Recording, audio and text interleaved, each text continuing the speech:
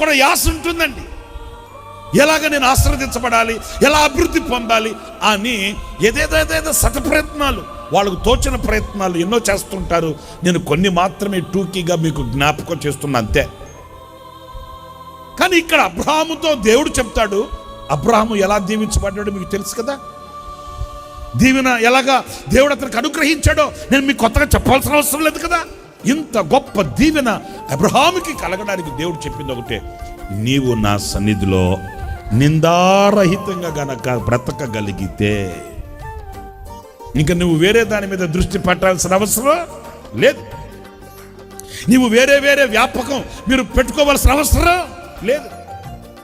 అర్థమవుతుందండి? వేరే ఏదో చేస్తే, ఎలాగో చేస్తే ఏదో వస్తుందని ఆశించాల్సిన అవసరమే లేదు.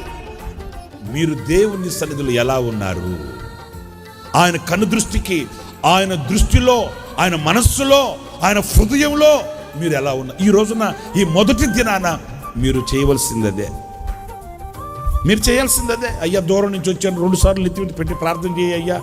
అయ్యా దూరం నుంచి వచ్చాను, చాలా టికెట్లు కూడా ఎక్కువైపోయినా. టికెట్లు కూడా లేదులే, స్త్రీలకంతా మీకు అంత ఖాళీ, మీకు ఫ్రీయే కదా, అందుకని గట్టిగా ఇవి కాకుదు. నేను దేవుని సన్నిధిలో, దేవుని సముఖమందు, ఆయన కను దృష్టిలో నేను ఎలాగ బ్రతుకుతున్నాను, నిందారహితంగా నువ్వు బ్రతకగలిగితే, ఒక పవిత్రమైన పరిశుద్ధమైన జీవితాన్ని అపేక్షించగలిగితే, అర్థమవుతుందండి?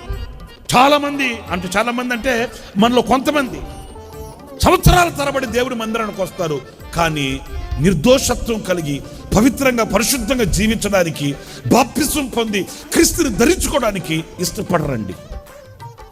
మరి ఇలాంటి వాళ్ళకి ఆశీర్వాదం ఎలా కలుగుతుంది? నువ్వు ఆయన సన్నిధిలో యథార్థవంతుడివై, నిర్దోషివై, నిష్కళంకమైన వ్యక్తిగా ఆయన సన్నిధిలో నిందారహితంగా నువ్వు బ్రతికితే, నీ యథార్థమైన నిందారహితమైన జీవితమును బట్టి నీకు ప్రతిఫలముగా ఆయన నీకు దీవెనల వర్షం కురిపిస్తాడు. ఆమేన్. చెప్పండి హల్లెలూయా.